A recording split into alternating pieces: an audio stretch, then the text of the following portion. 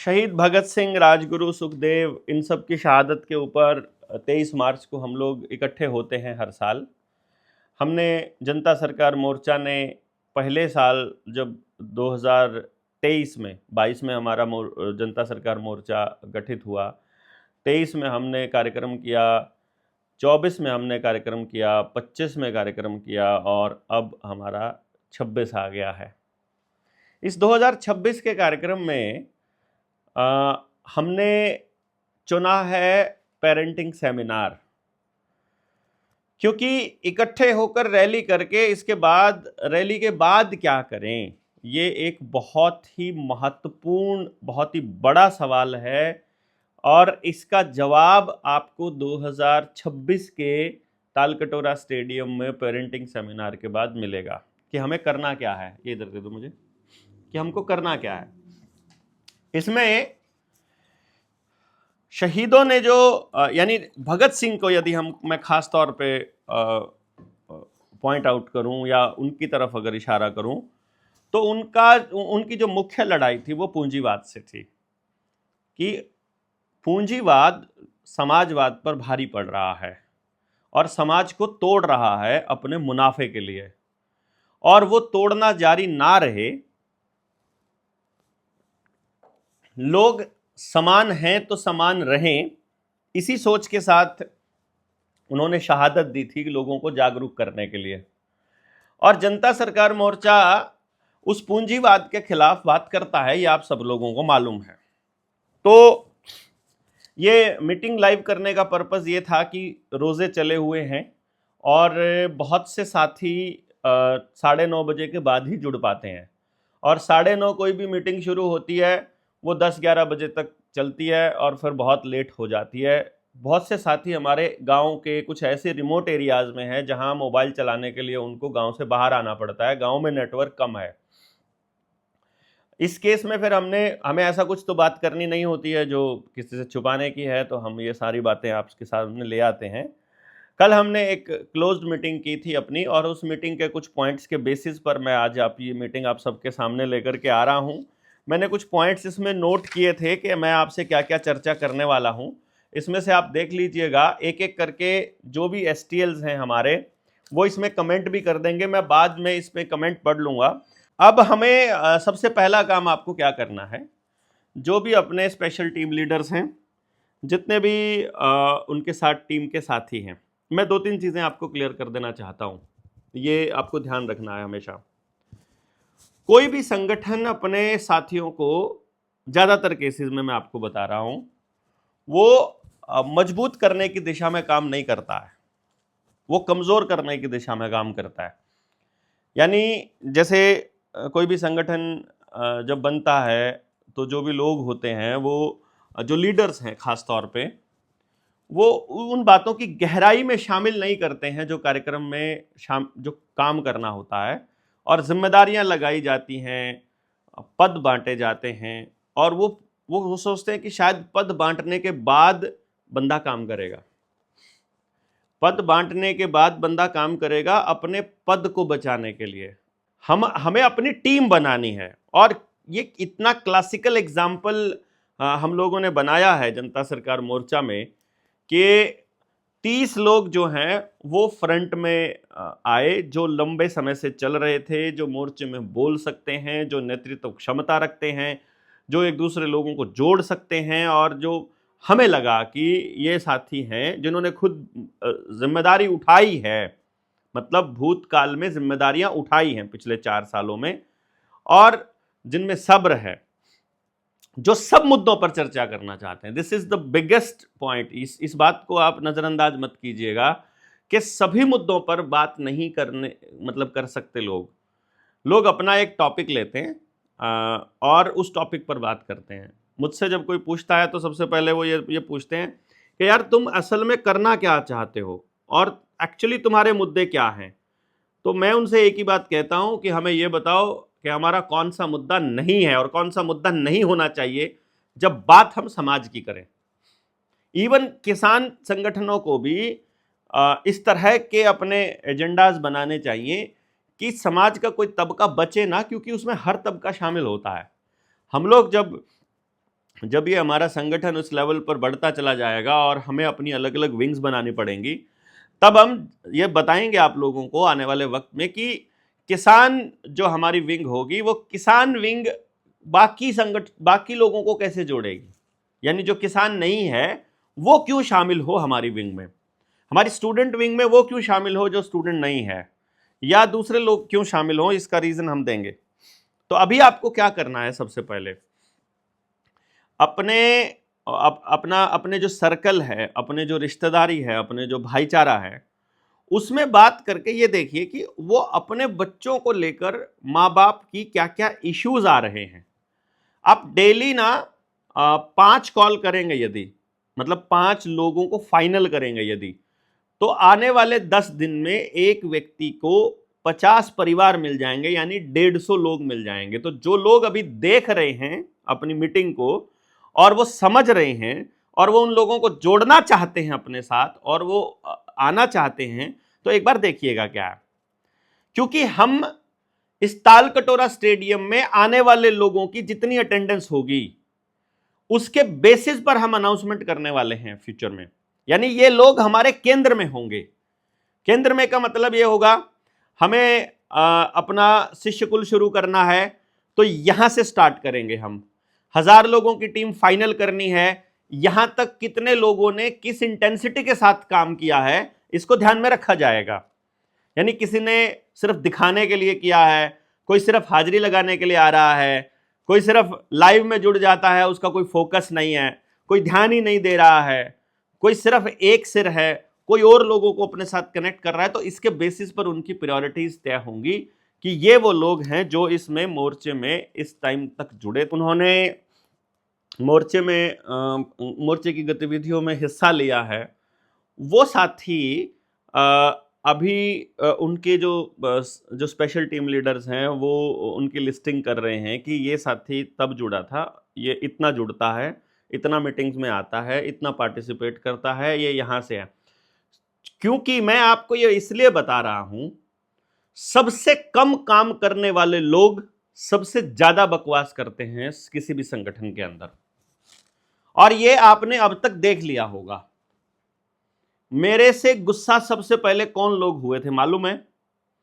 जिन लोगों को जो हर घड़ी उठाते फोन मिला देते मुझे, और मैंने पहली बार में ही उनको एक बात बोली कि भाई फोन पर डिस्कशन से कुछ नहीं निकलेगा, हम मीटिंग करेंगे, उस मीटिंग में आओ और अपनी पूरी बात रखो। जब मीटिंग में आते हैं तो 3 बजे भागने को रहता है कि 3 बजे तक मीटिंग खत्म करो, नहीं, जब तक सबकी बात पूरी नहीं हो जाएगी तब तक हम मीटिंग समाप्त नहीं करेंगे। इस बात को लेकर मेरे से गुस्सा कि तुम इतनी लंबी लंबी मीटिंग्स खींचते हो, तुम इतने लंबे लंबे भाषण देते हो। मैं कौन सा भाषण दे रहा हूं भाई? एक लाइन ऐसी नहीं बोलते हैं हम जो संगठन के बाकी लोगों को, यानी कि जो पहली पंक्ति से लेकर आखिरी पंक्ति तक हर व्यक्ति को जोड़ने की बात नहीं होती है। जिन साथियों ने, जो मैं शुरू में कह रहा था, कॉल कर देंगे, बात पूछेंगे और मैं उनको बोलूंगा कि भाई मीटिंग में आओ, मैं उनको ये कहता हूं कि देखो, मोर्चे में किसी को समझ ज़्यादा है, किसी को कम है, कोई पहले से जुड़ा है, कोई बाद में जुड़ा है, तो हमको साथ तो सबको लेके चलना पड़ेगा। मान लो किसी को आज समझ नहीं है तो उसको समझ देने की जिम्मेदारी भी तो हमारी ही है ना, उसको जोड़ने की जिम्मेदारी भी हमारी ही है, और उसके साथ वार्ता की जिम्मेदारी भी हमारी ही है। अगर हम सिर्फ उन्हीं से बात करेंगे जो प्रधान बना दिए गए हैं या जो लीडर्स हैं, उन्हीं की सुविधा का या उन्हीं की बात का ध्यान रखा जाएगा, तो फिर कौन सुनेगा फिर हमारे साथियों की? फिर हम ऐसा मैकेनिज्म कैसे बनाएंगे कि गांव का आखिरी आदमी भी अपनी बात रख सके? अब आप इस बात को समझिएगा, हम इस मोर्चे में इतनी शांति से इसलिए चल रहे हैं क्योंकि हमारा मकसद ये है कि हर वो व्यक्ति जो भी इस मोर्चे में जुड़ा है वो ये समझ पाए कि वो व्यवस्था कैसे बने, गरीब से गरीब, आखिरी से आखिरी, कमजोर से कमजोर व्यक्ति की बात उन लोगों तक कैसे पहुंचे जो उनकी व्यवस्था के प्रबंधक बने हुए हैं, यानी कि हमारे रिप्रेजेंटेटिव्स जिसको बनाना है। चाहे व्यवस्था कोई भी हो, आप पंचायती व्यवस्था बनाओगे, आप अपने गांव की व्यवस्था बनाओगे, आप आप सनातन व्यवस्था खड़ी करोगे, राम राज्य खड़ी करोगे, फिर भी किसी ना किसी को एक ग्रुप के रिप्रेजेंटेशन में निर्णय लेने का अधिकार तो देना ही पड़ेगा। और वो निर्णय लेने के अधिकार वाली प्रोसेस को जब हम देखेंगे तो उसमें हमको ये सारी एक्सरसाइज काम आएगी जो हम आज कर रहे हैं, और हमें हमारी समझ डेवलप करने में इनका बहुत बड़ा रोल रहेगा। पेरेंट्स ने आप लोगों को कुछ समस्याएं भेजी होंगी, तो हम जो तालकटोरा स्टेडियम में वहां जो क्रम रखें बातचीत का और जो अपना रिप्रेजेंटेशन रखें वो कैसा हो, और जो मैं आज आपसे बात कर रहा हूं इसमें क्या ऐड किया जा सकता है, वो इसको सुनने के बाद आप बताइएगा। पहले नंबर पर तो हो गया कि हमको उनकी शहादत के ऊपर हमारे मोर्चे के साथी कुछ बोलेंगे कि हम यहाँ क्यों इकट्ठा हुए हैं और क्या क्या हमारा मकसद है, और उन लोगों ने अपनी शहादत क्यों दी थी जिनकी शहादत दिवस पर हम लोग इकट्ठा हुए। दूसरे नंबर पर हम चर्चा करेंगे जो प्रॉब्लम्स पेरेंट्स ने हमको भेजी होगी। तो जब आप अपना फ़ोन उठाएंगे, अपने रिश्तेदारी में कॉल करेंगे, अपने दोस्तों से बात करेंगे, उनसे पूछिए आपका बच्चा की उम्र क्या है, आप उसके बिहेवियर में क्या चीज़ें सबसे ज़्यादा महसूस करते हैं, सबसे ज़्यादा बड़ी गड़बड़ क्या महसूस करते हैं। मतलब ये जो हम हैबिट्स बोलते हैं, बार बार बोलते हैं, हर वीडियो में बोलते हैं कि बच्चा अगर ज़िद्दी हो गया है, बहुत ज़्यादा टीवी देखता है, वीडियो गेम का, मोबाइल का, इन सब चीज़ों का जो हम सारे टॉपिक्स ये उठाते हैं, आप उनसे पूछिएगा कि इस तरह के इश्यूज आप भी फेस कर रहे हो क्या, और यदि वो फेस कर रहे हैं तो उसको ठीक करने के लिए आप क्या करते हो, आप उनसे पूछिए। और यदि उनके पास कोई जवाब ना हो, मैं ये बता रहा हूं, तब आप क्या करेंगे। मतलब उनके पास कोई जवाब नहीं है तो उनको बताइए कि यहां आइए, शुरुआत कीजिए और समझिए। और अगर वो वहां आने की बात कहते हैं कि हम नहीं आ सकते हैं 23 तारीख को, क्योंकि 23 तारीख का लग्न भी है, शादियां बहुत ज़्यादा हैं। 23 तारीख को सरदार गुरनाम सिंह चड़ूनी कुरुक्षेत्र के पिपली में किसानों की रैली भी कर रहे हैं, तो बहुत से लोग किसान रैली उस संगठन में भी जाएंगे जो अदरवाइज इधर आने वाले थे क्रांतिकारी लोग, तो वो उधर भी जा सकते हैं क्योंकि किसान का मुद्दा उनके लिए प्रायोरिटी पे हो सकता है। तो एक एक मुद्दा वो हो गया। इधर जो है कौन लोग आएंगे, जो अच्छा, इसी दिन 23 तारीख को ही मोर्चे की जो दूसरी विंग है, यानी कि जिन लोगों ने बाद में अधिवेशन करके अपना एक अलग काम करने का तरीका निकाला था, जिनका ये मानना है कि हम सामूहिक निर्णय लेकर के समाज का भला ज़्यादा कर सकते हैं, जिनको लगता था कि मतलब हर चीज़ में हर व्यक्ति से पूछना आवश्यक रहेगा, और जिनको लगता है कि पॉलिटिकल विंग की घोषणा करना आवश्यक है, तो वो लोग हुसैनी वाला जा रहे हैं। जो हुसैनी वाला में हमने घी की जोत जलाई थी उसको फिर से उसके दर्शन करके उनसे मिल करके वो करेंगे। तो जिन साथियों को लगता है कि वहाँ से क्रांति संभव है वो हुसैनी वाला चले जाएंगे, कोई दिक्कत नहीं है। जिनके लिए किसानी का मुद्दा प्रायोरिटी पर है वो पिपली चले जाएंगे। जिनके लिए अपने बच्चों से ज़्यादा किसी की शादी में, लग्न में पार्टिसिपेट करना आवश्यक है, वो शादियों में रहेंगे, और जो लोग वहाँ से शुरुआत करेंगे वो वहाँ पर आ जाएंगे। हम लोग इसी बेसिस पर उनकी लिस्टिंग तैयार करेंगे कि भाई ये व्यक्ति ने इतना पार्टिसिपेट किया था, इतनी बातचीत की थी। बातचीत करने का हमने रास्ता आपको दिया है, मैं फिर से आपको दोहरा देता हूँ। या तो आप अपने एसटीएल से बातचीत कंटिन्यू रखिएगा, या आपने 2 नंबर मैंने आपको दिए हैं, 3 बल्कि 3 नंबर दिए हैं। एक 9518170000, ये अपना मोर्चे का नंबर है। पिछले कुछ दिनों में लगभग क्या हर बात का जवाब हम लोग आपको दे रहे हैं। जब हम लोग दूसरे कामों में बिजी थे तब हम नहीं दे पा रहे थे, अब हमारे पास साथी है जो उसका जवाब दे पा रहे हैं तो वो दे रहे हैं। दूसरा नंबर हमने जो आ रहे हैं मोर्चे में, पहली बार आ रहे हैं, बात करने के लिए कोई नहीं है, तो आपको मैंने विकास राणा का नंबर दिया था और करणपाल का नंबर दिया था। विकास राणा का नंबर है 9711751944। आप इनको मैसेज करेंगे, ये आपको व्हाट्सएप ग्रुप में जोड़ देंगे।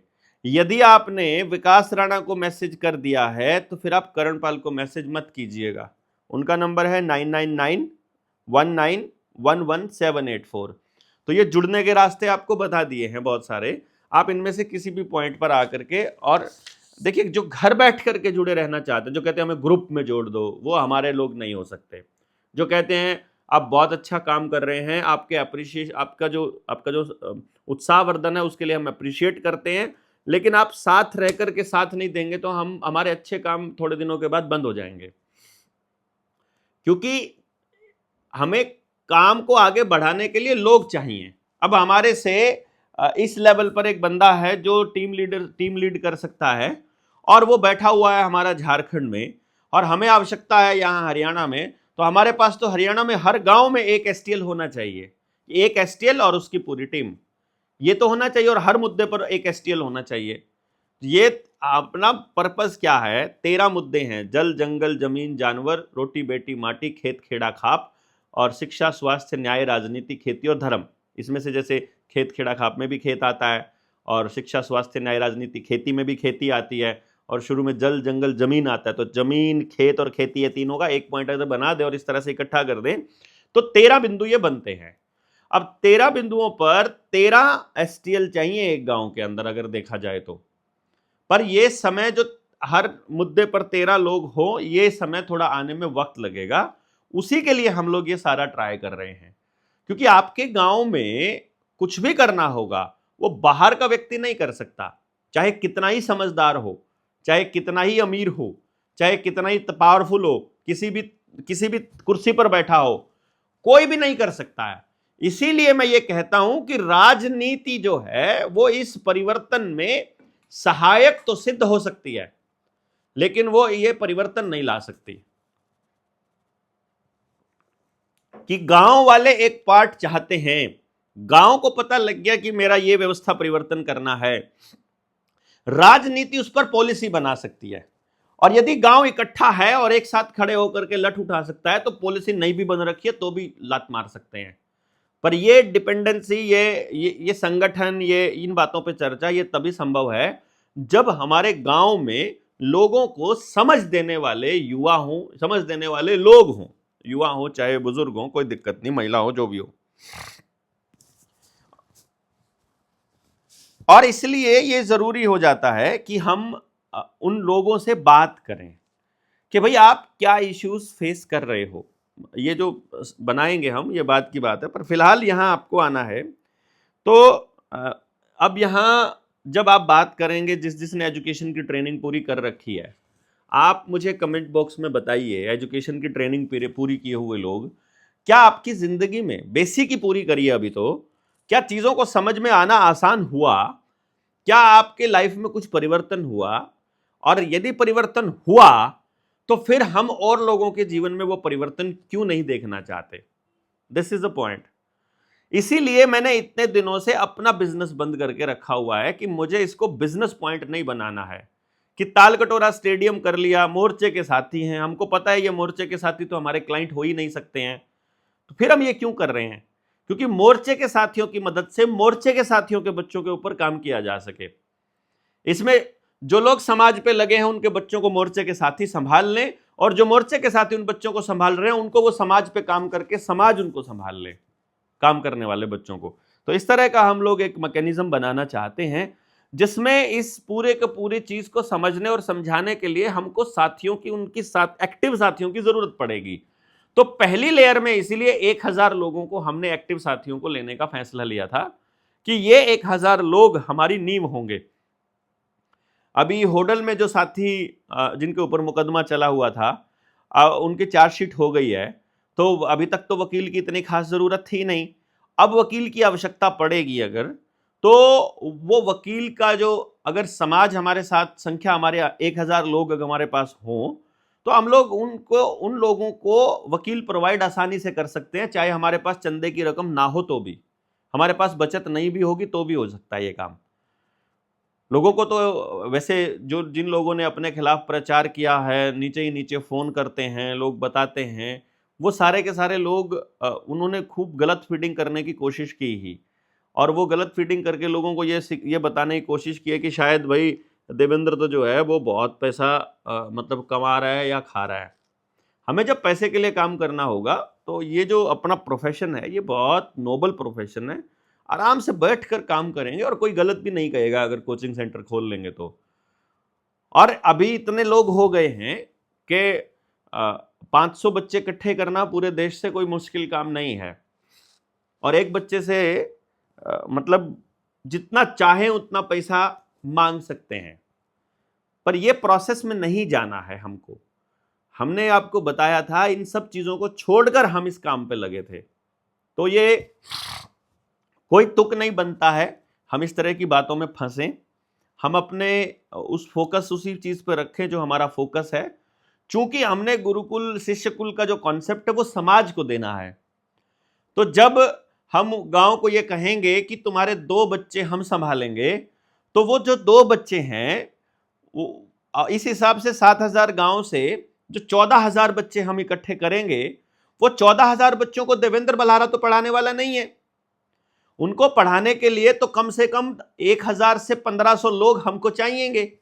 1,500 लोगों की एक तरह से भर्ती चाहिएगी हमको, यानी इतने तो टीचर्स चाहिएंगे हमको।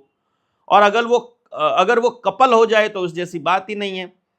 तो वो लोग जिन्होंने बेसिक ट्रेनिंग कर रखी है वो इसके लिए सबसे बेस्ट मतलब रहेंगे। बेस्ट क्या रहेंगे? मिनिमम क्वालिफिकेशन ही ये है कि एजुकेशन की एडवांस ट्रेनिंग जो अभी होने वाली है अप्रैल की लगभग 16-17 के आसपास अपनी एजुकेशन की मैनुअल ट्रेनिंग होने वाली है। तो जो अप्रैल में अपनी ट्रेनिंग होने वाली है उस ट्रेनिंग में वो आपको करनी ही करनी पड़ेगी। अप्रैल वाली नहीं करोगे तो उसके बाद फिर हम फटाफट एक और करेंगे। तो केवल वो एडवांस ट्रेनिंग किए हुए लोग और उस ट्रेनिंग के बाद जिन्होंने अपने गांव में और अपने बच्चों पर काम किया है, देखिएगा अपने बच्चों पर, अपने रिश्तेदारों पर, अपने पड़ोसियों पर थोड़ा बहुत काम करना पड़ेगा प्रैक्टिकल, तभी आप उस विद्यालय के लिए, उस शिष्यकुल के लिए, उस गुरुकुल के लिए एलिजिबल बनोगे। इसको तैयार करने में हमें साल लगे, 1.5 साल लगे, लेकिन जब तक 1,500 लोग बिल्कुल रेडी ना हो उसमें टेक ओवर करने के लिए और 500 लोग स्पेयर में ना बैठे हों, तब तक हम शिष्यकुल का उद्घाटन नहीं करेंगे। उसके लिए काम करते रहेंगे। अभी हमको उसके लिए लोग इकट्ठे करने हैं जो अपने बच्चों को वहां देना चाहते हैं। फिर उसके लिए हमें व्यवस्थाएं करनी है जमीन की। फिर व्यवस्थाएं, उससे पहले जमीन की व्यवस्था करने से पहले हमारे पास टीचर्स तैयार होने चाहिए। बच्चे तो आ जाएंगे, टीचर्स नहीं होंगे तो बच्चों का क्या करेंगे? माँ बाप फीस भी दे देंगे, टीचर्स नहीं होंगे तो फीस का क्या करेंगे? तो हम स्कूल संभालेंगे कि टीचर को संभालेंगे? टीचर्स पहले से तैयार किए हुए उस माइंडसेट के, जिस माइंडसेट से हम वो करना चाहते हैं, वो पहले हम टिक करके कि ये अपॉइंटमेंट से, चाहे आपका एक्सपीरियंस के बेसिस पर हम आपको लें, चाहे जैसे मर्जी लें, पर तब तक हम इस मिशन पे मतलब इस पे फाइनल मोहर तभी लगेगी जब हमारे पास इसको संभालने वाले लोग तैयार हो जाएंगे। इंस्टीट्यूशन खोलकर लोग तैयार नहीं करेंगे। मैं सब साथियों को यह बोलता हूं कि भैया इंस्टीट्यूट खड़ा करना बड़ी बात नहीं है। स्कूल के लिए लोन भाग कर मिलता है और उसके लिए इन्वेस्टर खूब भाग कर मिलते हैं। स्कूल के लिए तो इतने मोटे मोटे लोग हैं बैठे हुए जो पार्टनरशिप करने के लिए तैयार बैठे हैं। जब मर्जी खोल लो रेजिडेंशियल स्कूल, जब मर्जी। और अब अपना तो रेपुटेशन है ही है सोसाइटी के अंदर की एजुकेशन पे, हमने इतने बड़े लेवल पर काम किया है। और आपको ताल कटोरा में वो बच्चे दिखाएंगे हम जिनके माँ बाप ने अपने बच्चों पर काम किया है। अभी क्या है कि लोगों को लगता है कि भाई, मान लीजिए मुझे कहते हैं कि आपने जो बच्चे तैयार किए हैं उन बच्चों को पब्लिक के सामने रख दीजिए। हमने वो रख दिए थे 2016 में। दुनिया के सामने प्रूव करने वाली दौर से, उस लाइन से मैं आगे निकल चुका, बहुत आगे, और आज से 9 साल पहले निकल चुका। 2-2 साल की एडवांस बुकिंग हुआ करती थी हमारे इंस्टीट्यूट में दाखिले के लिए। इसलिए मैं उस लाइन पर नहीं जाना चाहूंगा। मैं उस लाइन पर इसलिए नहीं जाना चाहूंगा दोस्तों, क्योंकि हमारा जो पर्पस है वो मेरी एडवर्टाइजमेंट करना नहीं है। हमारा पर्पस मेरे इंस्टीट्यूट को चलाना नहीं है। मेरा पर्पस गांव में माँ बाप को यह यकीन दिलाना है कि परवरिश और शिक्षा बहुत आसान चीज है यदि आपको बच्चा समझ में आ जाए तो। और इसीलिए हम ताल कटोरा स्टेडियम में उन बच्चों को आपके सामने लेकर आएंगे जो पिछले 2-3 साल में, जिनके माँ बाप ने अपने बच्चों पर काम किया है, जिसमें माँ बाप को अंग्रेजी नहीं आती है, माँ बाप अनपढ़ भी हैं, माँ बाप ने कुछ नहीं किया है, सिर्फ उस बच्चे को माहौल दिया और उनके घर का माहौल इतना जबरदस्त बदला। वो हम सबके सामने रखेंगे। अब हमारा समय आ गया है। ताकि वो क्रांति उन लोगों के भीतर भी हो कि यार इन लोगों ने कर लिया तो हम क्यों नहीं कर सकते, क्योंकि मैंने अपना दिखाया कि मैंने किया है, हमारी कंपनी ने किया या हमारे प्रयास से हुआ। यदि ये हुआ तो फिर लोगों में ये जाएगा कि देवेंद्र के पीछे लगो, वो करेगा। ये नहीं करना है हमको। अगर आपने किया है तो आप कर सकते हो और हम सब कर सकते हैं, ये संदेश जाना चाहिए समाज में। तो हर गली से एजुकेशन की क्रांति करने वाले लोग निकलेंगे, और गली में एक व्यक्ति हो जो समझता हो चीजों को, तो वो किसी बच्चे के साथ गलत होने ही नहीं देगा, किसी टीचर्स के हाथों समाज के किसी अंग को खराब होने ही नहीं देगा। इसलिए अपने रिश्तेदारों को, अपने जानकारों को, अपने दोस्तों को बोलिए कि भाई आओ बात करते हैं और चलो इसमें आते हैं क्या नाम, ताल कटोरा में।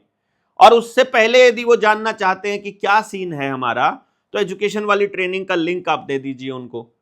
एजुकेशन की ट्रेनिंग का लिंक देंगे, उनको बोलिए एक बार इसको सुन करके ये नोट्स बनाना चालू कीजिए। नहीं बना सकते हैं, खाली सुन लीजिए, और पहली दो थोड़ी फास्ट सुन लीजिए और तीसरी से आराम से शांति से सुनिए और एक एक बिंदु को नोट करके रखिएगा।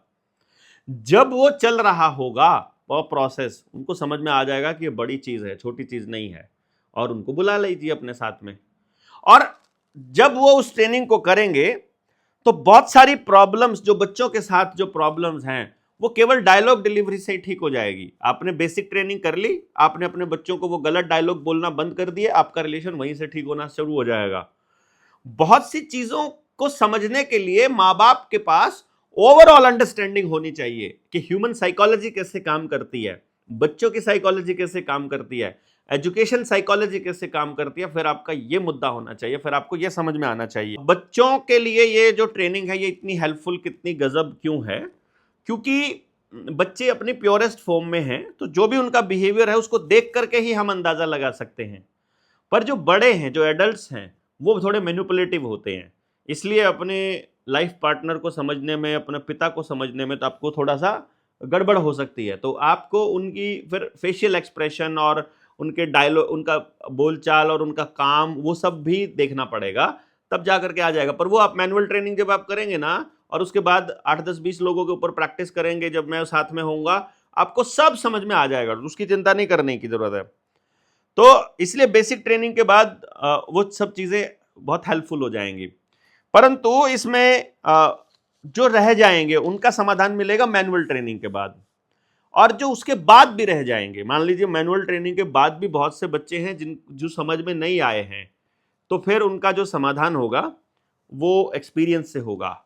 और बहुत से एक्सपीरियंस्ड लोगों में भी समाधान नहीं हो पा रहा है, एक्सपीरियंस लोगों से भी समाधान नहीं हो पा रहा है, फिर वो केस स्टडी बनेगा कि स्पेशल केसेस हैं, उनके ऊपर फिर काम करेंगे हम केस स्टडी की तरह। वो फिर मेरे काम का आदमी है। जिनके बड़े हो गए हैं बच्चे और जो अब बैक नहीं जा सकते, तो यहाँ से आगे कैसे करें, या जो खुद सुधरना चाहते हैं या खुद अपने जीवन को बदलना चाहते हैं, खुद हैप्पीनेस खोज रहे हैं उस दिशा में, तो ये एक बात रहेगा। इसलिए अब जो आप नए साथी जुड़ रहे हैं, जो नए साथी देख रहे हैं, आप अगर जुड़ना चाहते हैं मोर्चे से, तो नंबर मैंने आपको दे दिए हैं 9518170000। इस पर मैसेज करेंगे तो भी रिप्लाई आ जाएगा। बेसिक एजुकेशन की ट्रेनिंग मांगेंगे वो भी आ जाएगा। एजुकेशन की ट्रेनिंग आपने बेसिक कर रखी है तो एक बार फिर से मेरे नंबर पर इस 9518170000 पर ईमेल एड्रेस अपना भेज दीजिए कि इस मेल से मैंने मेल करी हुई है। तब आप इसके अंदर अपना विद फैमिली इस तालकटोरा स्टेडियम में आपको आना ही आना। जो नए लोग हैं जो जुड़ना चाह रहे हैं वो विकास भाई को मैसेज कर देंगे, विकास राणा को। उनका व्हाट्सएप नंबर है 9711751944। और जो करणपाल है उनका नंबर है 9991911784, यानी 11784। तो अपना इसमें बता दीजिएगा। ये काम है नेक्स्ट आपका काम। अगला काम जो आपको करना है वो ये है कि अपने सर्कल से बात करके, डायरी में नोट करके, किस किस ने हाँ किया है उनकी डेट बुक करके उनकी डेट को फ्रीज कर दीजिए कि भाई और कहीं नहीं जाना है टाइम पर, मैं आपके भरोसे यहाँ पर ये सब कर रहे हैं। और ऐसा करके तुम्हारे साथ कितने लोग जाएंगे, ऐसा करके आपको सीरियसली इस पे काम करके अपनी बस, कार, ये सब बुक कर लेनी है पहले से ही। हो सकता है उस दिन शादियां हो और हमें बस ही ना मिले, तो पहले से करके रखिए। और अपने अपने गांव से बहुत से लोग आएंगे, जिन गांव से पहले लोग आए थे उससे ज्यादा लोग अब की बार आएंगे, क्योंकि कार्यक्रम पहले से ज्यादा शानदार होने वाला है। अब की बार का कार्यक्रम मतलब पिछली बार भी जो लोग आए थे उन्होंने ये नहीं कहा था कि हम लोग गलत आ गए और हमारी ऊर्जा का क्षय हुआ और इसमें कुछ गड़बड़ की, यार मजा नहीं आया। दे वर ऑल वेरी हैप्पी कि यस इस तरह के कार्यक्रम होने चाहिए जरूर। और दूसरा, जो लोन वाले साथी हैं, जो वो एक उन्होंने वो भी कर ली है शायद, उल्लू सिटी भी ज्वाइन कर ली थी कुछ लोगों ने, उस जाल से निकल लो। और ठीक है अगर आपको नहीं समझ में आ रहा है तो, क्योंकि हम लोग जो काम करने वाले हैं वो फ्रीडम का ही करने वाले हैं, बिना समझ के फ्रीडम का कोई मतलब नहीं है। आपको हमने समझ देने का जो काम हम लोग कर रहे हैं उसका फायदा फिर वो लोग उठा रहे हैं जो ढूंढ रहे हैं कि समझे हुए लोग। इस तरह से तो फिर हम लोग आपको समझ देते जाएंगे और समझ लेकर आप हमारे ही मतलब एक तरह से हमको ही दुत्कारते और हमको ही लात मार के जाते रहेंगे। बट एनी हाउ, क्योंकि हमें कोई रिजल्ट तो नहीं चाहिए कि आप हमारे साथ जुड़े ही रहो परमानेंट, तो आपको यदि ठीक लगता है कि किसी और संगठन में बहुत बढ़िया काम चल रहा है तो वो भी कर सकते हैं। पर आप सोच कर देखिए, आपको मोर्चे ने यहां तक आने की समझ दी और उस नए संगठन में जिसमें आप जा रहे हो, जिसमें कागज सरेंडर करना और अपने आप को सिक्योर क्रेडिटर डिक्लेयर करना और अपने आप को आजाद घोषित करने वाला वो जो नौटंकी जो चल रहा है, इस वाली बात का तो हमें बहुत पहले से मालूम था। भाई अगर मान लो शुरुआत में हमें पहले से ज्यादा पता था, आपसे ज्यादा पता था इन सब चीजों का, तो इस वाली लेयर का भी तो मालूम था ना कि हम ये सब भी कर सकते हैं। या उन्होंने आपको लालच दिया है कि 7 एकड़ जमीन अपने को कहीं मिली हुई है, उस 7 एकड़ जमीन में हम लोग तुमको जमीन दिलाएंगे और उस पर कब्जा कर लेंगे और फिर देखना कोई सरकार कुछ नहीं कर पाएगी, हैं? अगर इस तरह का विचार मन में है तो फिर तो ठीक है, लालचवश तो आप कुछ जा रहे हो तो फिर आपको कौन रोक सकता है? फिर तो गंदगी का तो कोई इलाज नहीं है, फिर भाई लालच का तो कोई इलाज नहीं है। बाकी ठीक है, और अच्छी बात है फिर अगर ऐसे ऐसे लोग जो लालचवश वहाँ जा रहे हैं और वो हमको जितना जल्दी छोड़ जाएं फिर उतना अच्छा है, फिर तो कोई दिक्कत नहीं है। लेकिन फिर भी आप लोगों ने बहुत से लोगों के साथ चीटिंग किया है। उन लोगों ने, कैथल में है एक बंदा, अकोश है एक, तो नाम आप समझ लेना, शायद आगे पीछे करके देख लेना, गांव सोंगड़ से। और एक इधर से है वो जो क्या नाम, बुलंदशहर से एक है ना, वो तोमर तोमर है। वो क्या कह रहा है मतलब देखो मैं आपको वो बता रहा हूँ कैसी कैसी अफवाहें मेरे सामने आती है हम लोग तो हैरान हो जाते हैं। वो बोलता है 16 करोड़ रुपए थे भाई इसके पास में, मेरे पास, मेरा नाम लेके बोलता है कि इसके पास 16 करोड़ रुपए थे और हमने देख लिए, और हमारे को बोलता है, और हमने इसको बोला कि भाई उसमें से 10 करोड़ दे दे और सारे लोगों का लोन हम चुकता कर देंगे और 6 करोड़ में अपना संगठन चला लेंगे, फिर हम लोग ना सबका लोन जो है वो भर देंगे और बैंकों में से बैंकों में लड़ाई लड़के या सेटलमेंट करके हम कर लेंगे। और लेकिन वो मना कर गया वो इतना इतना बड़े प्रोपेगेंडिस्ट हैं और वो लोगों से किसी से 31,000 किसी से 21,000 पीआईएल के नाम पर लूट के ले गए और सबकी पीआईएल रिजेक्ट हो गई। और मैंने कहा था भाई सुप्रीम कोर्ट उठा के मारेगी फेंक के, लेकिन नहीं, चलो कोई बात नहीं, इधर से ही समझ लेके गए। एक वो कोटा वाला वकील बन रहा है अपने आप में, वो अपने ही संगठन के लोगों को तोड़े जा रहा है और पूरे देश में एक एक प्रेस कॉन्फ्रेंस उसने मेरे से करवाई, एक प्रेस कॉन्फ्रेंस में बैठ के उसी प्रेस कॉन्फ्रेंस को बेच गया सब जगह, और मेरे साथ खड़ा हो गया, उसी उसी फोटो को वो बेच गया और सब लोगों से वो लूट मचा रखी है उसने। जब मैंने उसको बोला कि तुम ऐसे करोगे, मैंने उसको कहा था कि तुम्हारे साथ लालची लोग लगेंगे। अब लालची लोग तुम्हारे साथ लग गए तो इसका मतलब है कि हमारे मोर्चे से कचरा छट गया, सीधी सी बात है भाई। मैं तो इतना स्पष्ट होता हूँ, इसीलिए मेरे को गालियां पड़ती हैं, इसीलिए आप लोग मेरे से गुस्सा होते हो कि मैं उनको क्यों कहूँ, ऐसे शब्दावली क्यों इस्तेमाल करूँ। तो आप बताइए, आप आए देश में क्रांति करने के लिए और पैसे के लालच में आप कहीं किसी को लूट रहे हो, किसी से पैसे ले रहे हो, और वो भी हमारा नाम ले करके, है ना? तो कचरा ही हुआ ना फिर वो, तो फिर उसको क्या कहेंगे फिर हम लोग। तो बाकी ठीक है, पड़ा रहेगा, कोई नहीं। अभी तो वो जो उसमें अपने आप लड़ने की ताकत दे और गांव को ग्राम सभा की ताकत का भी एहसास दिलाए और गांव के लेवल पर लड़ाई लड़े, वो जो जानकारियों के लिए जो हमने नई किताब जो बनाई थी, वो करीब करीब 150 पेजेस की किताब बन रही है और उस किताब की लॉन्चिंग भी हम उस दिन करने वाले हैं। तो ये एक बहुत शानदार एक किताब रहेगी। हम आपको दिखाएंगे कि कितनी क्रांतिकारी वो किताब है, और उसका नाम ही मतलब क्रांति का नाम है, मतलब उसका नाम में ही क्रांति है बेसिकली। गजब वो किताब रहेगी। आप उसके अनावरण में भी, तो लोन वाले जो साथी होंगे उस किताब के को पढ़ने के बाद किसी भी वकील को वो किताब देंगे आप, कोई भी वकील आपका ड्राफ्ट बना देगा, और सिंपल से सिंपल वकील भी, और आपको भी बनाना सिखा देंगे बाद में। देखो, जो साथी अपने एसटीएल्स होंगे पहले उनको सिखा देंगे, एसटीएल्स मीटिंग में शामिल कर लेंगे दूसरे लोगों को तो उनको भी बता देंगे।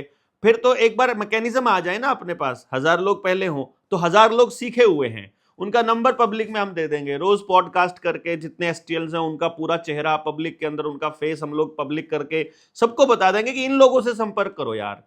बेसिकली आपको मजबूत होना है ना आपस में, तो मेरे को मजबूत नहीं करना है। यहां ब्यूटी यही है, मैं सबसे गंदा इसलिए लगता हूं कि मैं पावर अपने पास नहीं रखता हूं, मैं सबको सबकी पावर सबको दे देता हूं कि लो आप इतने पावरफुल हो। और इसीलिए ये वकील जैसे लोग ये उसका नाजायज फायदा उठा करके कुछ लोगों को, अनजान लोगों को, भटके हुए लोगों को लूट लेते हैं। उसका कारण भी मैं अपने आप को इसलिए मानता हूं कि हम वो मैकेनिज्म नहीं बना पा रहे हैं कि नया आदमी, अब इतनी सारी मिलियंस में व्यूज चले जाते हैं और वो अपना नंबर वहां डाल देते हैं कि हमें बहुत तकलीफ है, और वो हरामखोर उधर उनको कॉल कर लेते हैं गरीब आदमी को, और पहले से लूटे हुए आदमी को फिर से लूट लेते हैं। मतलब प्रोसेस मैंने देखा है, कोई 4 लाख लेके बैठ गया, कोई किसी से 10 लाख लेके मार के बैठा है, कोई किसी के 2 लाख। बहुत दिल दुखता है, मतलब ऐसे जो चीटिंग करने वाले लोग हैं।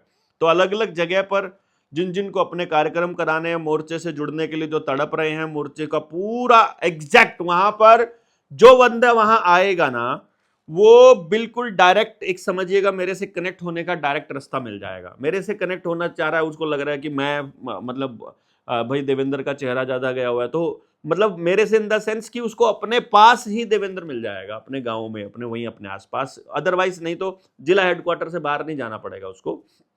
ऐसा हम अरेंजमेंट करने का प्लान कर रहे हैं इन 1000 लोगों की मदद से। तो इसलिए क्या है कि उस किताब का अनावरण भी हम इसमें करेंगे। तो जितने भी लोन वाले भी लोग हैं, साथी हैं, वो अपनी बस, अपनी कार, अपनी गाड़ियों को मतलब पूरा भर के इंतजाम करके रखिएगा। आप चाहें तो एक दिन पहले भी आ सकते हैं, कोई दिक्कत नहीं है। नंबर विकास भाई का दे दिया है, वहीं पर जगह बुक है, 22 तारीख को भी आ सकते हैं। वो जगह कम पड़ जाए तो वहाँ बंगला साहिब गुरुद्वारा है, वो भी आप नोट कर सकते हैं, बंगला साहिब गुरुद्वारे में जा सकते हैं। कोई सिख साथी अपना दिल्ली से जुड़ा हुआ है तो बंगला साहिब गुरुद्वारा कमेटी से बात करके अगर उधर से हमारी कुछ बातचीत हो जाए तो वो भी बहुत आसान हो जाएगा। ठीक है जी, तो अभी ये आपको अगला पॉइंट आया। इसमें कोई डाउट है तो आप उस पर भी बात करके देखिएगा। मैं इसमें आपके जो लाइव चैट है उसको भी देख लेता हूं, ताकि दिल्ली में ये पार्ट हो गया। ठीक है जी, तो बहुत बढ़िया, आपने सब लोग मैसेज कर रहे हैं। ठीक है, अभी फिर आया कि एक क्वेश्चन आया था, एक बात आई थी, सब साथियों ने राय दी थी कि भाई जो किसान लड़ाई लड़ रहे हैं उनसे बात की जाए, जो दूसरे संगठन लड़ाई लड़ रहे हैं उनसे बात की जाए। तो मैं आप लोगों के जरिए थोड़ा सा बता दूं, इसको थोड़ा तेज गर्म कर ले। इस बात के जरिए मैं आपको थोड़ा बता दूं कि जो उन संगठनों से बातचीत ना करने के पीछे क्या कारण है, इसको थोड़ा समझिएगा। ये बहुत क्रिटिकल सिचुएशन है। हम जानबूझकर खाप प्रधानों से, किसान संगठनों से, दूसरे क्रांतिकारियों से जो सोशल मीडिया पर भी खूब मशहूर हैं, उनसे बात नहीं कर रहे हैं। उसका कारण ये है कि देखो, वो लोग अपनी जिंदगी पहले से जी रहे हैं। कड़ा गर्म है, ठंडा है इसमें। वो अपनी जिंदगी जी रहे हैं पहले से ही, और उसमें जीते जी वो क्या कर रहे हैं, उन्होंने अपनी जिंदगी में एक रूल बनाया या एक समझ बनाई कि ऐसा करके क्रांति हो सकती है। और एक समझ हमारी बनी, आपकी और हमारी, कि ऐसा करके क्रांति होनी है। अब अगर वो समझ एक तो है, फिर तो कोई दिक्कत नहीं है। मतलब समझ रहे हैं आप? यदि वो समझ हम सबकी एक ही है फिर तो कोई दिक्कत नहीं है। पर अगर वो समझ हमारी अलग है और उनकी अलग है, तो हम पहले झटके में जब हम बैठेंगे ना, तो उसी में पूरी बात नहीं समझ पाएंगे। आप सोच कर देखिए, इस पूरे मुद्दे को समझने के लिए हम 3 दिन लगाते हैं, और 3 दिन किस संगठन के पास समय होगा हमारी बात सुनने के लिए। और चूंकि पूरी बात समझ में नहीं आएगी, इसलिए क्यों जरूरी है डॉक्यूमेंट छोड़ना, क्यों जरूरी है गांव के लेवल पर व्यवस्था बनाना, किस तरह से व्यवस्था बनेगी, हर मुद्दे पर बात कैसे होगी, और किस तरह के लोग छांटने होंगे, कितना गांवों में निकलना होगा, कितने लोगों से बात करनी होगी, ये बात वो नहीं समझ पाएंगे। वो लोग इस बात पर काम करते हैं, ब्लड डोनेशन कैंप ले लेते हैं, वहां लोग इकट्ठा हो जाएंगे, वो कोई और दूसरी रैली कर देंगे, वहां लोग इकट्ठा हो जाएंगे। वो लोग इकट्ठा करने को ही क्रांति समझते हैं। डीसी ऑफिस में ज्ञापन दे देंगे, हम लोग कर लेंगे। अब आप सोच कर देखिए, गांव अपने अपने पंचायत में लोग प्रेस कॉन्फ्रेंस कर रहे हैं, मीटिंग्स कर रहे हैं, अधिकारियों से एफिडेविट मांग रहे हैं, कोरोना की वैक्सीन लग ही नहीं रही है। ये बिना जागरण के कैसे होता? और कॉन्टिन्यूअस जागरण हुआ। आप मुझे एक संगठन का नाम बताइए, किसी भी एक संगठन का नाम पूरे भारत में, या जनता सरकार मोर्चा में ही जो 2-3 विंग बना ली अपन ने, मान लो, है ना, 2-3 विंग अपने आप बन गई ना, एक अपना कोई और काम कर रहा है, दूसरा कोई और काम कर रहा है, तीसरा कोई और एजेंडा चला रहा है। इसी में जिस मुद्दे पर, मान लो वैक्सीन वाले मुद्दे पर हम बोल रहे थे, बाकी कौन सी विंग है जो इसके ऊपर कॉन्टिन्यूसली बोल रही थी, या कोई और सामाजिक संगठन इस पे बोल रहा था कॉन्टिन्यूसली? हमसे तो कई लोगों ने यह भी बोलना चालू कर दिया था कि यार वैक्सीन चली गई, सब मुद्दा खत्म हो गया, अब क्यों बोले जा रहे हो? तो मैं उनको बोलता था, आने वाले टाइम में लोग मरेंगे तो किसी को तो जिम्मेदार ठहराया जाएगा ना, और लोगों को अवेयर आज करना चालू करेंगे। लोगों को समझ में क्या पता 5 साल के बाद आएगा कि वैक्सीन उनके परिवार को खत्म कर गई, लड़ने लायक वो छोड़े नहीं। और ये नैनो पार्टिकल्स, अभी तो 5G का रेडिएशंस का असर देखना उनकी बॉडी के ऊपर। अभी तो मैं वीडियोस, अभी 6G के लेवल की वीडियोस अब बनाना चालू करूंगा ना मैं। यहां तक का पार्ट हो गया, अब आप लोगों को यहां तक का समझ आ गया, आप इस पे काम करेंगे तो मैं अब 5 साल बाद की बात करना चालू कर दूंगा, फिर गालियां पड़ने चालू हो जाएंगी, क्योंकि अपने को तो यही करना है। और रीजन क्या है, मैंने ये शायद बहुत सी ट्रेनिंग्स में बात की थी कि आप, ये प्याज के तरह है ये सारा खेल। प्याज की एक लेयर उतारोगे, नई लेयर आ जाएगी, नई लेयर उतारोगे और लेयर आ जाएगी। मतलब मैट्रिक्स से निकलोगे जैसे ही, मैं अभी देखो, मैंने अभी ना एक रिसर्च लिखी थी, उसमें मैं जो कुछ लिख रहा था, एंड उसको सुनोगे ना, आपको मालूम पड़ेगा। सबसे पहले आप इस ऑब्वियस सिस्टम से बाहर निकलोगे। ऑब्वियस सिस्टम में क्या क्या है? मीडिया मैनिपुलेशन, पॉलिटिकल थिएटर है, मतलब media manipulation, political theatre, financial control और सोशल कंडीशनिंग। इन सब चीजों से बाहर निकलोगे। मान लो जैसे ही आप इनको समझ में आओगे कि यार ये सारा का सारा मतलब बहुत प्रोपेगेंडा है, जैसे ही इनको समझोगे, मैट्रिक्स से निकलने की कोशिश करोगे, तो ये एक बड़ा ब्रेक थ्रू है, और एकदम से पर्दा उठेगा और लगेगा कि यार ये तो बहुत बढ़िया हो गया, समझ में आएगा। और हर जगह एक पैटर्न दिखाई देगा, और आपको वो पैटर्न दिखाई देने लग जाए अगर, जैसे किल्लत का है, लाइन में लगने का है, लोगों के काम ना होने का है, पॉलिटिशियंस के पीछे चक्कर लगाने का है, पैसे का है, लूट का है, ठेकेदारी का है, पूरा एक सिस्टम है। मतलब जैसे आपको ये दिखना चालू होगा और आप इससे निकलने की कोशिश करेंगे, और फिर आप निकल भी जाएंगे, तो आप फ्री हो जाएंगे और आप कहेंगे मैं मैट्रिक्स से निकल गया। तो आप संगठित लोगों का एक समूह इकट्ठा हो जाएगा, जो जागे हुए लोग हैं, वो देखेंगे, अब वो एक नए पैटर्न में फंस जाएंगे। मतलब वो एक नया पैटर्न है, मैं कह रहा हूं।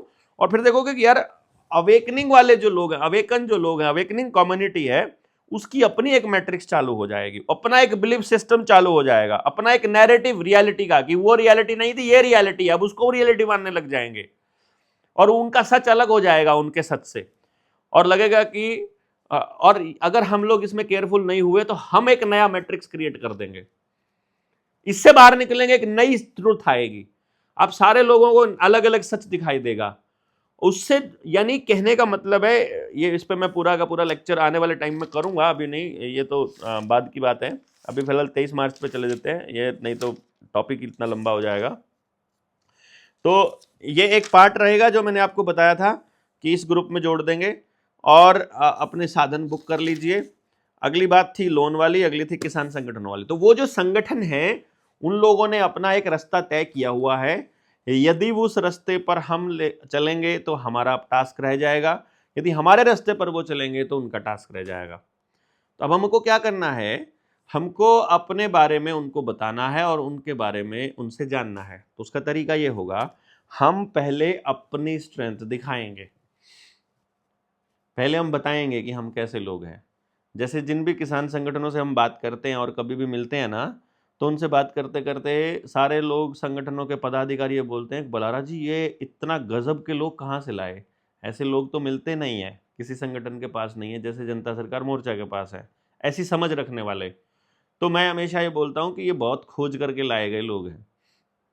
फिर जिन लोगों को इन सब चीज़ों का पता चल जाता है, जो लोग इस चीज़ में मतलब आ जाते हैं कि भाई ये तो बहुत बढ़िया है, फिर वो इस नॉलेज को बर्दाश्त नहीं कर पाते।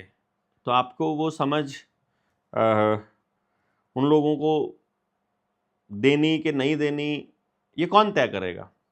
उनको हमारे साथ आना कि नहीं आना ये तो वही तय करेंगे, हमें उनके साथ जाना कि नहीं जाना ये तो वो तय करेंगे।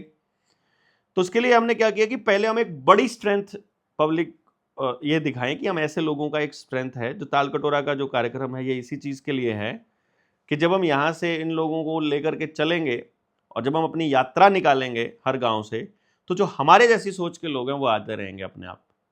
और जब हम यात्रा पूरी कर चुके होंगे तो हम एक जगह पर होंगे, एक पोजीशन पर होंगे, सब जोड़ चुके होंगे, सब जगह से हर गांव से टीम बन चुकी होगी, फिर अपनी अनाउंसमेंट करेंगे और उसके बाद हम सारे किसान संगठनों से मिलेंगे, सबको बुलाएंगे, सबके वहाँ जाएंगे, सबसे पूछेंगे, सारी खाप पंचायतों से, और एक एक चीज़ पे उनकी राय जान करके फिर एक सामूहिक निर्णय पूरे समाज का निर्णय होगा।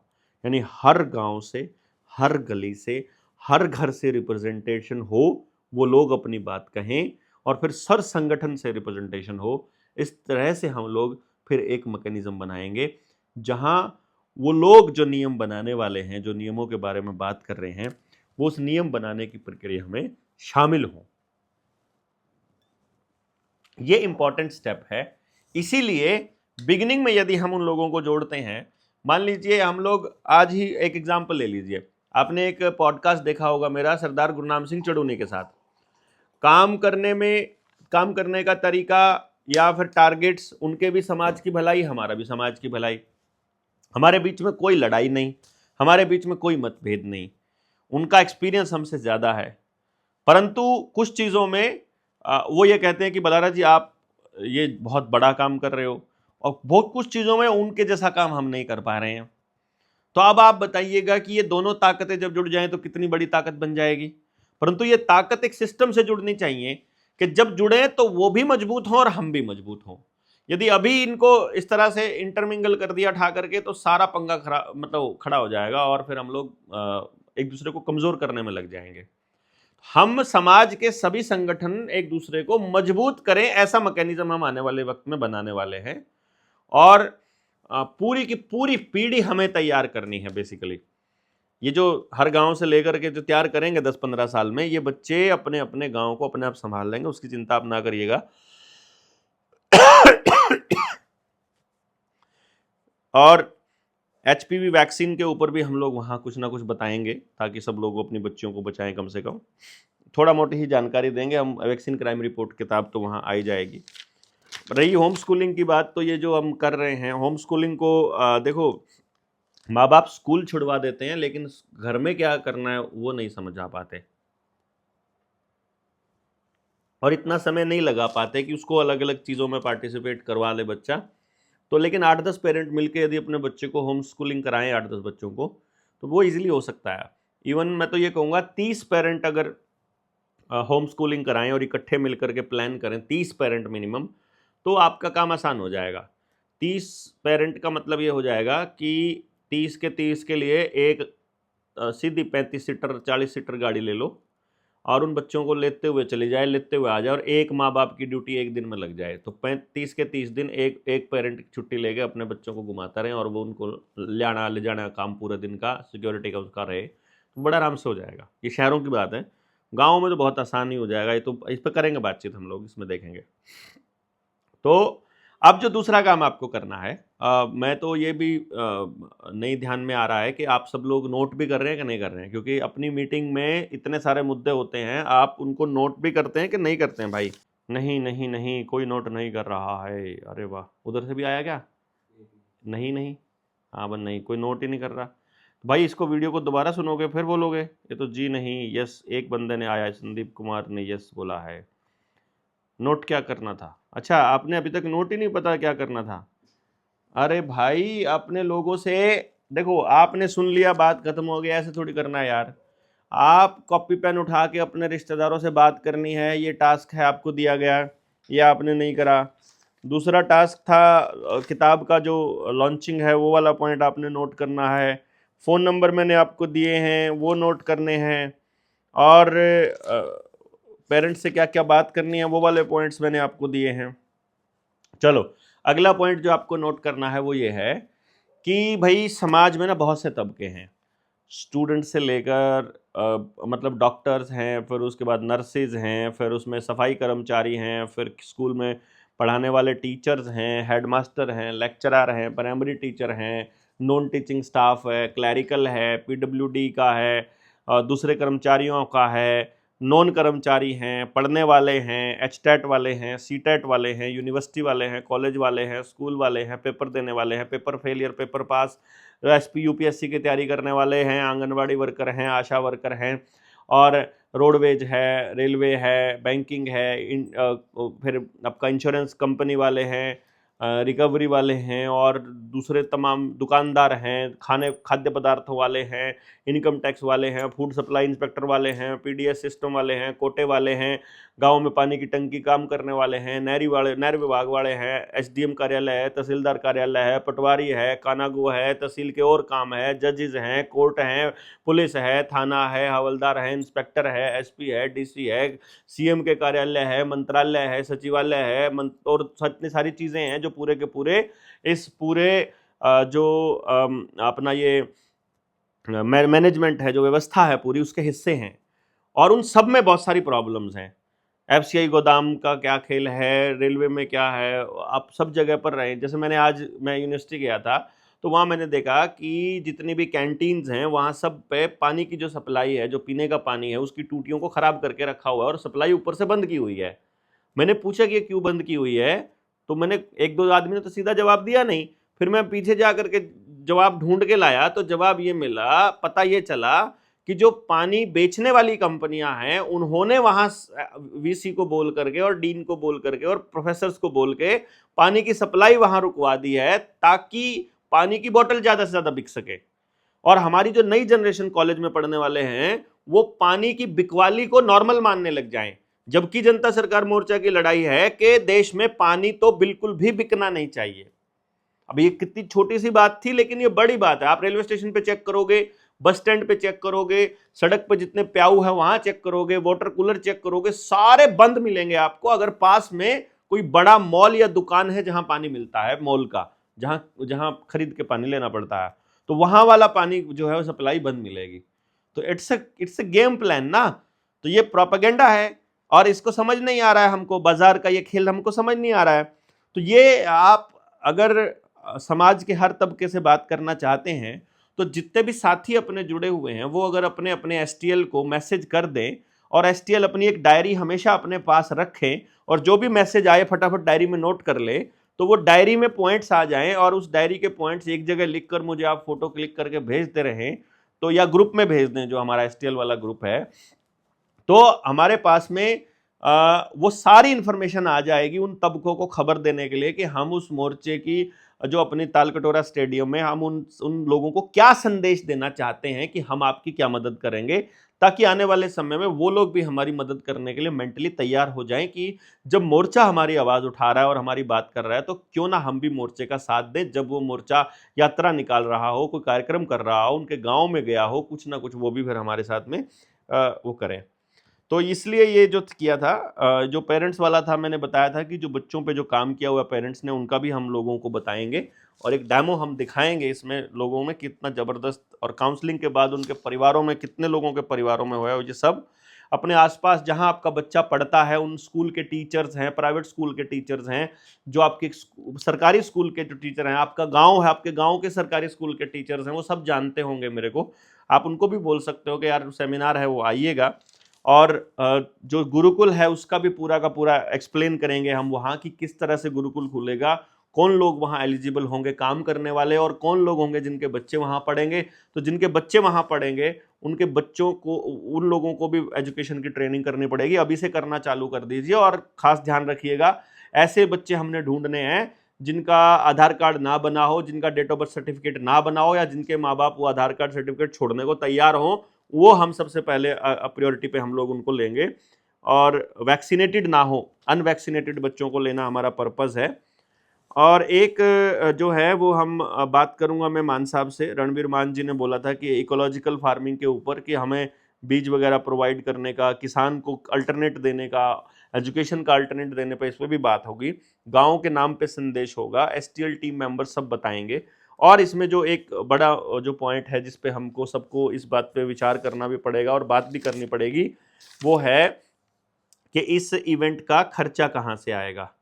देखिए मैं आपको बताऊं, जैसे पिछली बार हमने क्या किया था, पिछली बार का जो खर्चा है वो हमने क्योंकि एक लोन करवाया था आशीष भाई ने, आशीष दबास ने, तो शुरुआत में जो खर्चा था वो हमने कह दिया था कि आप कर देना और बाद में हम आपको पे कर देंगे, मोर्चा आपको पे कर देगा। तो उन्होंने कर दिया था। जिस दिन चल रहा थी अपना कार्यक्रम चल रहा था, मैंने स्टेज से बोला भी था। परंतु बाद में जो लोगों ने डोनेशन दिया, जो किताबें बुक करी, और जो आप लोगों का सहयोग आया, और जो रह गया था बाकी का, मैंने अपनी तरफ से सारा पेमेंट उनको कर दिया था। इस तरह से हर कार्यक्रम में जो भी पैसा कम पड़ता है वो फिर हम लोग लोगों से उधार लेते हैं, अपने साथियों से, और वो उधारी के बेसिस पर फिर हम लोग ये कार्यक्रम कर लेते होते हैं।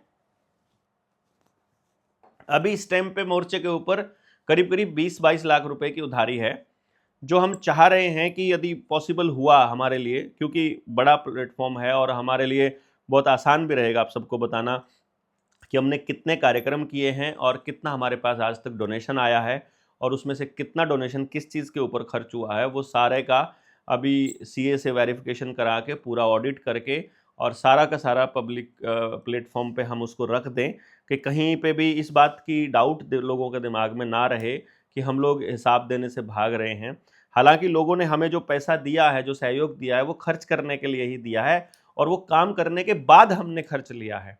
भला ऐसा नहीं होता है कि हम पैसा जमा रखते हैं, हम पूरा साल नहीं मांगते हैं। हम जब कोई कार्यक्रम आता है तब हम लोगों से मतलब जो है वो सहयोग मांगते हैं।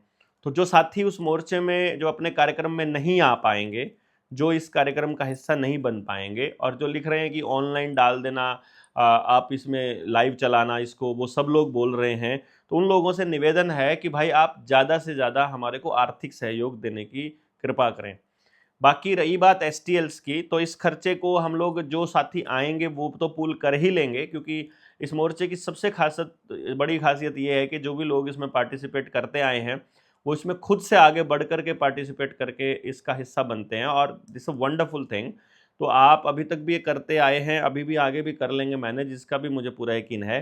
परंतु जिले वाइज या फिर जो मोर्चे के एसटीएल्स हैं, वो अपने लोगों से बात करके, यदि आप समाज से भी इसमें इकट्ठा करके लाते हैं और फिर अपना खर्चा चलाते हैं, तो भी बहुत बढ़िया बात होगी। और मोर्चे का नाम समाज में गया ही हुआ है, ऐसी कोई दिक्कत नहीं है, और उससे ये मालूम भी पड़ता रहेगा कि आप कितना मैनेज कर सकते हो अपने अपने लेवल पर, किस तरह से आप आगे इसमें काम करते हो।